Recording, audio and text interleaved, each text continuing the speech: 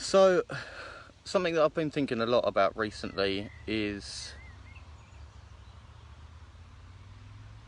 the relationships in my life. Afternoon, Rhiannon. Um, and specifically, how real and deep are these relationships? And I'm talking about the relationships I have with other men.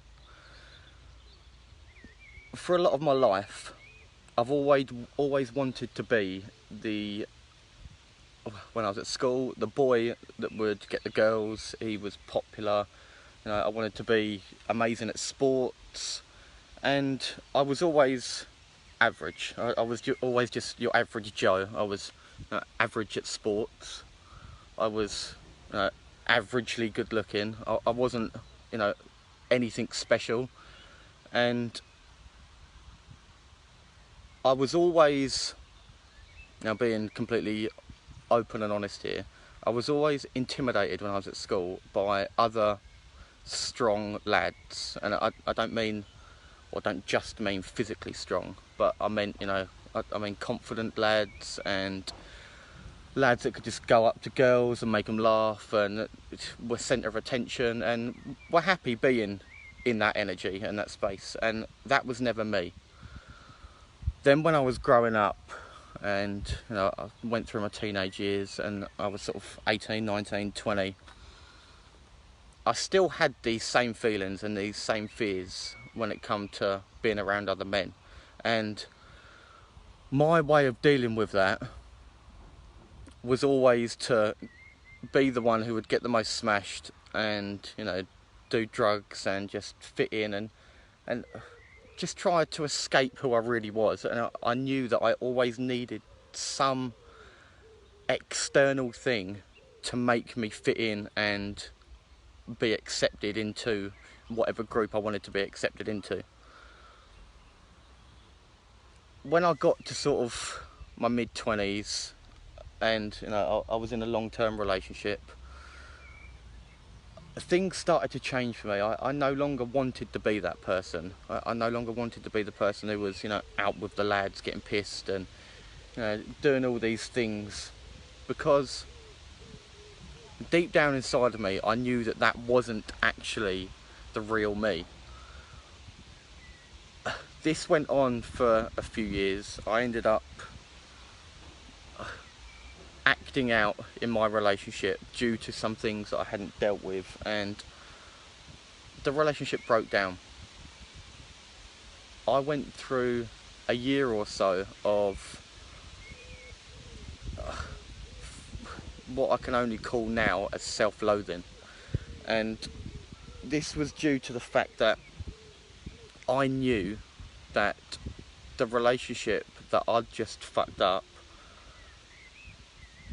was worth so much more than I was given to it, and that come with a lot of bad feelings internally, because I knew that I had a lot of areas that I needed to work on. So I started doing some work. I reached out, I got a coach, started working with someone, really started to feel better, started to allow myself to, really forgive the person that I was, and this enabled me to start moving forward again. I then got into another relationship which was so toxic, and now, upon reflection, I can only realise why it was. And again, it was due to, some things that I hadn't fully worked through. But, you live and learn, and that ended, well, in one of the worst ways possible. Some of you know how that ended and why it ended, and some of you don't, but I will be sharing more about that within the next sort of couple of weeks. Then I spent probably a year or so falling back into bad habits, going out all the time, doing coke, getting pissed, falling into these toxic behaviour patterns again. Then towards the end of that year, I knew that something drastically had to change. I didn't want to keep repeating these patterns because I knew ultimately that if I continued these patterns of behaviour and not actually dealing with the things that I needed to deal with, and instead masking it with drugs and alcohol, I would more than likely attract someone into my life again that wasn't going to be healthy for me. I wasn't going to be healthy for her, and again I would just end up in the same place.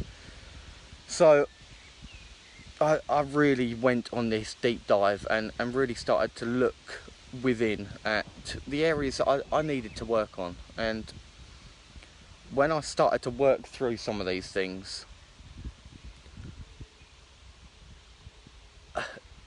it really made me realise every single time in my life where I'd let myself down. And because I'd let myself down, I was also letting others down, and that was not the man that I wanted to be. I've recently realised that through Charis coming into my life, and after working through a lot of my issues that I had, I mean, these aren't out of the ordinary. Everyone has these issues, but once you start looking at the issues that you've got and start allowing yourself to fully work through them, but from a loving place, you really begin to notice your life open up, and things will start coming into your life that are so much more fulfilling and coming from a place of love, and you'll start attracting people into your life that really do want the best for you. Now, what I'd realised, especially over the last year, me and Charis have been together for a year now. We've known each other for coming up to 2 years, but specifically in a relationship for a year and really committing to each other. Over the course of this year, because I distanced myself from a lot of people that, they weren't toxic people, because I don't believe people are toxic, but their behaviour patterns can be toxic towards your growth. Now, I've removed a lot of people from my life, and I've got to a point now, I don't know why I'm laughing, I suppose it's a bit of a nervous laugh, but I've got to a point now in my life where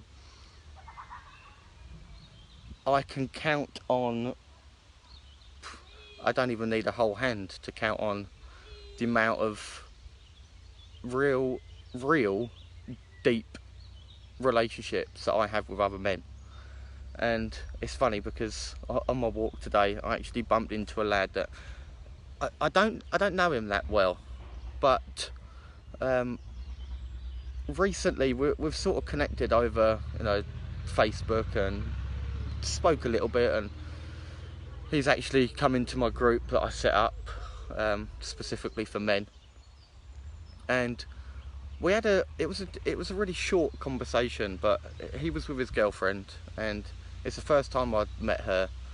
I haven't really spoke to him that much, but we actually had a really deep, meaningful conversation, and I mean, it only lasted for 5 minutes, but we spoke about all these things, and we spoke about, when you've got some shit going on in your life as a man, it's so hard to open up and really connect with other men and start speaking about these issues that you've got, because as a man we're taught that we have to be strong, you have to be a provider, you have to have your shit together, you can't be seen to show any weakness. And as women predominantly, they've also been given that narrative that men have to look after you and be the provider and be the strong one and have their shit together. So every single time that we feel like we haven't got our shit together, we judge ourselves, which will only then cause a lot of internal shame. And the only way as men we know how to deal with that shame is to act out in unhealthy ways. And a lot of men do this. Like, we'll go out, start doing coke, drink far too often, start texting other girls and just trying to get validation from other girls and have one night stands, and just treat girls in a way that just isn't healthy, isn't kind, loving, compassionate. But we're trying to deal with our own emotions through something external that isn't healthy, because we don't allow ourselves to actually speak to other men about stuff that means something. Now, you think about, like, as a man, I'm talking to you here, you think about going to the pub, and let's say that you meet up with all your other lads, and you took a girl home or whatever, and you performed shit in bed, you couldn't keep it up, and you like were almost nervous. Would you have that conversation with the lads? Never.